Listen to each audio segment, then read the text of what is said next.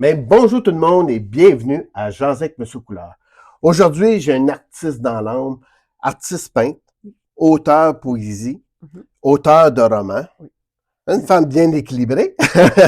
Aujourd'hui, on va parler de son nouveau roman, Le Divin Complot. Donc, bonjour Chantal Desrochers et bienvenue à Jaser Bonjour. avec Monsieur Couleur. Bonjour. J'espère que vous allez bien aujourd'hui et tout. Ça va super bien. Oui, Merci d'avoir oui, accepté oui, l'acceptation de venir oui. à mon podcast. Mhm. Donc, pour commencer, Chantal, tu peux-tu me dire qu'est-ce Oui, qui t'a poussé oui. à Mhm. écrire un roman? Oui. Ben, en fait, c'est mon troisième roman. Puis, mon premier était un roman d'amour qui se déroule en Afrique. C'était un roman où c'est surtout ça avec un artiste qui cherche à se faire connaître, mais là, qu'il y a un mécène qui le découvre, voilà, et puis finalement, il se retrouve en Afrique, il rencontre une femme là. Mais le deuxième, c'est plus une autobiographie fictive, écrite de manière surréaliste, complètement surréaliste. Il y avait beaucoup de poésie là-dedans, il y avait ça a été beaucoup qualifié de surréaliste là, et tout.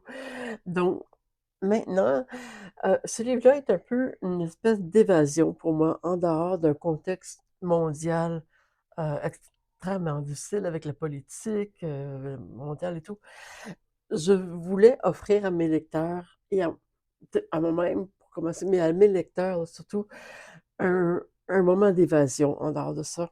Puis le roman est un peu du genre chevaleresque médiéval, mais dans une ère contemporaine. Ça se passe en l'an 2000. Oh, wow! Donc, mais c'est contemporain avec les problèmes du monde contemporain. Puis, je vais raconter l'histoire dans une prochaine question, mais Ben oui. en fait, c'est ça là. Donc, Non, j'ai choisi le fantastique parce que pour moi, ça me plaît de rentrer ça sort de dans mon récit. l'imagination. Oui, exactement. Puis, on s'en est parlé un petit peu hors d'onde tantôt. Tu sais, on n'est jamais satisfait quand on commence à écrire, puis il faut Je sais, pafouiner. je sais. Qu'est-ce qui... C'est jusqu'au bout, quand tu prends ta décision, de dire, Oui. OK, là, on y va de l'avant. Bonne question, ça, parce que ça peut prendre beaucoup de temps. Mon premier roman, c'était ça fait très vite. Ça a pris 1 an pour l'écrire. Puis là, j'étais persuadée que tout était beau. Puis en fait, tout l'était. Puis, deuxième roman, il a été accepté aussi, mais ça a pris une bonne période de 10 ans. C'est fou, hein? Wow! Je sais, il faut que je sois patiente, là. Il faut être patient et persévérant, là. Mais le problème, c'est que je actuellement, je suis pas à la ben, je suis à la semi-retraite actuellement, mais j'ai pas beaucoup de temps pour écrire. J'avais juste les samedis, donc un jour par semaine, puis le reste, ben, faire les choses relatives à la semaine. Donc là, j'écrivais le samedi autant que je pouvais, mais donc ça a pris, si on compte les samedis par année, il y en a 352.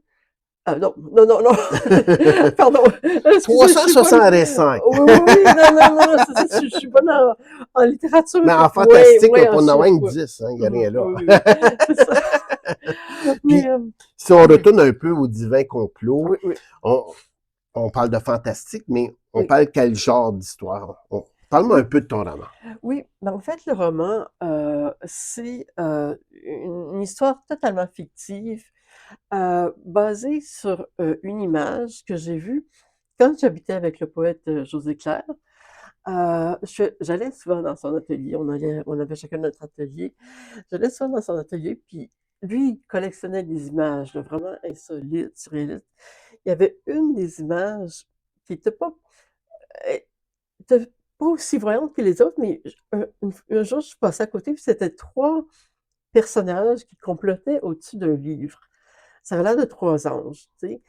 Alors là, tout de suite, l'idée m'est venue comme ça. Je me suis dit, tiens, pourquoi pas 3 évêques qui complotent pour kidnapper une jeune fille qui vont, en fait, l'histoire, c'est qu'ils vont l'ensemencer avec, à partir de la banque sacrée des papes. Puis là, la progéniture de cette femme-là va grandir, bon, très, très brièvement dans un couvent. Mais là, il va y avoir un concert avec des jeunes femmes très libéré et tout, puis il va avoir un homme qu'elle voit pour la première fois en dehors d'un costume de prêtre et tout. Parce que cette fille-là est destinée à marier le pape puis à le remplacer. Parce que les évêques trouvent que les papes, jusqu'à date, ils n'ont pas réglé les problèmes du monde. Donc, alors, cette jeune fille-là, quand elle voit, par contre, quand elle voit le musicien, ben là, il y a un déclic qui se fait, elle tombe amoureuse. Donc là, elle décide de sortir à tout prix du couvent. Donc là, elle commence à aller à la grande bibliothèque du couvent pour voir différentes choses à l'extérieur du monde. Donc là, elle va voir différents articles et tout. Puis une fois, elle va se promener dans la bibliothèque, elle va se retrouver dans une grande rotonde, une salle complètement ronde, après avoir lu un poème qui lui est dédié, un poème épique. Là. Et puis, elle va rentrer dans chacun des tableaux, elle va être aspirée dans chacun des tableaux, où elle va vivre une aventure incroyable, où elle va devoir, ça j'ai oublié de dire, parce qu'il y a une secte dans les livres. Ça Mhm. commence par une secte. Ça commence par une secte qui recrute les jeunes garçons, mais qui se présentent sous les habits de tous les jours, des notaires, des prêtres, des avocats, des juristes, donc qui approchent les jeunes, qui font un lavage de cerveau, les jeunes. Là, les jeunes le suivent en forêt, puis là, ils font des festins ripailleurs à l'effigie ouais, du diable. Wow. Alors, mais là, elle doit vaincre tout ça. Donc, dans chacun des tableaux, elle va être aspirée. Il va y arriver une aventure différente à chaque fois où elle va devoir vaincre les disciples de la secte pour aboutir à son destin. Euh, Puis, tu me disais tantôt, ton image de ta couverture, c'est quand tu as fait un petit voyage à Québec, oui, exactement. puis tu as rencontré un des châteaux Oui, oui, à Québec. Parle-moi un peu, oui. qu'est-ce qui t'a inspiré de cette image-là pour l'emmener dans ton histoire? Oui, bonne, excellente question. Oui, oui, très vraiment excellente question. Je pense que c'est surtout, euh, c'est tout simplement, c'est peut-être pas l'image en tant que telle. Moi j'aimais beaucoup l'image de ce château-là. Puis, dès que j'ai un ami là, qui fait du graphisme extraordinaire, Mhm. là, de l'art graphique extraordinaire, on a regardé ça, puis là, j'ai dit, tiens, ça ferait une belle page couverture. Euh, on amalgamer un soleil noir, comme la luna obscura, la lune obscure. C'est pas un soleil, c'est une lune, pardon, une lune noire, mais avec comme une espèce de flamme en dedans. Donc, c'est-à-dire que c'est comme un peu, pas le mal, j'aime pas qualifier Bon, ouais. mal ou bien, mais c'est un peu comme la secte, ça représente la secte. Puis le soleil obscur, la lune obscure, c'est la lune.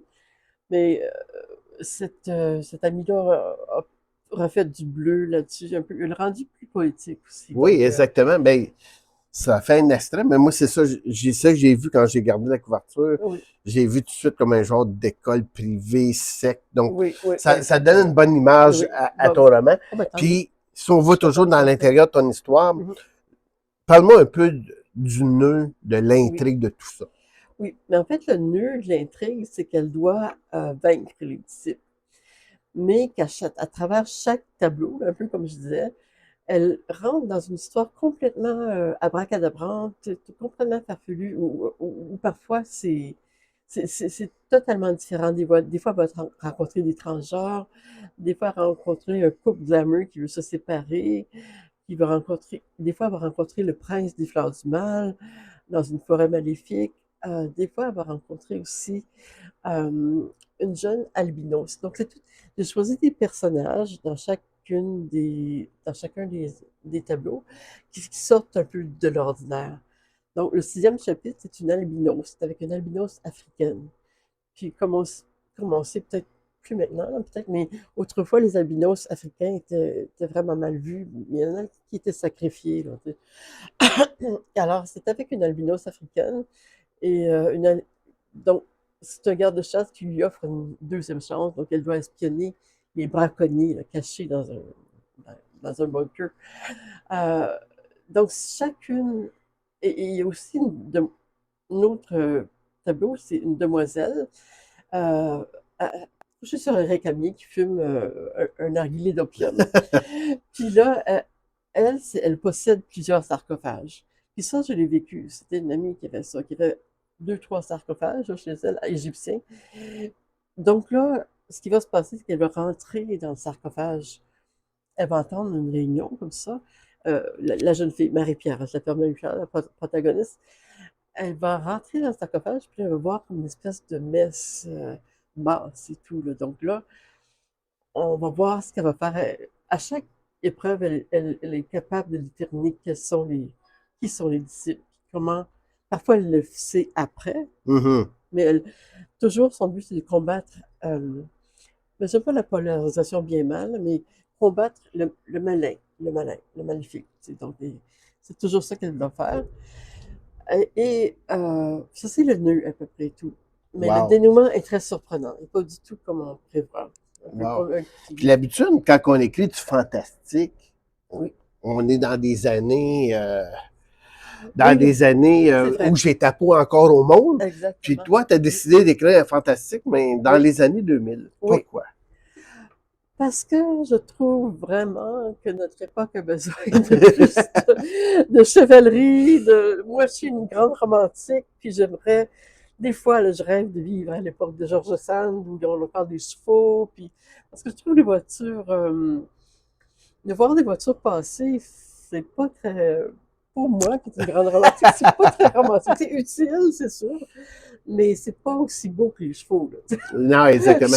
Je suis assez nostalgique J'aurais été une grande romantique là, à l'époque Mais le but d'un livre, c'est ça, c'est de nous faire rêver, c'est de Oui, nous c'est emmener ça, dans c'est une juste... autre époque, ou même quand moi, j'étais un fanatique de zombies. Ah oui, Les gens le bon, trouvent des fois, wouhou! Ben, c'est fun. puis il y a eu une question, une journée à la radio, puis j'avais téléphoné, puis il disait dans quel film ou dans quelle histoire que tu aimerais vivre. Puis moi, quand j'ai appelé, j'ai dit, moi, j'aimerais ça vivre pas vraiment dans le futur, mais dans le monde des zombies. Wow. Il dit, ouais, mais c'est un monde cruel puis Oui, dégueulasse. c'est Non, mais ça. j'ai dit, j'ai vu tellement de films de zombies. Moi je serais un survivor. Oui, c'est ça. Ah ben Non, ça, mais c'est fun. Oui, oui, je ça comprends. m'emmène comme dans une Oui, imagination. c'est Puis moi, ça. On les a beau. zombies, on dirait, puis, hey, Mhm. qu'est-ce que je ferais, moi, si je serais là? Puis comment Oui, est-ce que j'aborderais tout ça? Puis oui, toute mon imagination. oui, Mais c'est ça qu'un livre fait. oui, Puis le fantastique aussi fait ça, ça fait oui, rêver. oui, Puis ça nous ramène dans des époques, parce que la oui, fantaisie, c'est quand même une réalité du oui, passé, où oui. ce que la belle princesse et Mhm. le beau Un peu, prince c'est et ça. le monde charmant. Donc, Mhm. ça nous fait rêver. Oui, Puis, pour terminer un peu oui. ton entrevue, Mhm. c'est quoi ta source d'inspiration pour écrire Ah, un gros roman comme oui. ça? Ben, en fait, la, la source d'inspiration, comme j'ai un peu fait allusion au début, c'était très simple. C'était euh, dans l'atelier de mon ex-conjoint José Claire, il y avait une image ronde à peu près grosse comme ça. Puis, sur l'image, il y avait 3 personnages qui avaient l'air médiévaux, qui, on dirait, qui discutaient au-dessus d'un livre. Donc là, je l'avais fait vraiment, j'avais remarqué parce qu'elle n'était pas aussi voyante que ces autres images. Donc là, je passe, c'était juste à côté de miroir. Je regarde ça. Là, je me regarde, je dis, ah, j'ai mon idée de prochain roman. Je l'avais conçu, là, tout ça, presque à la seconde même, et je ne sais pas comment c'est venu aussi vite. C'est le seul Wow! roman qui est venu vite comme ça. C'est Ben, pas... pour les gens qui aiment le fantastique, vous allez être gâtés. Oui, Un roman, c'est rare que je vois un gros roman comme ça. oui. Je vous invite à contacter Chantal. Le Mhm. livre est disponible aussi à l'Association des auteurs de l'Outaouais. Vous pouvez la contacter sur les réseaux sociaux, ça va lui faire plaisir. Puis elle va être au Salon du C'est ça. Livre. Probablement que la vidéo va être passée, mais elle va être au Salon du Livre. Sinon, ben, surveillez-la. Il y a des marchés. L'association organise souvent des marchés, tout ça. Je trouve que c'est un livre qui est incroyable. Puis Merci.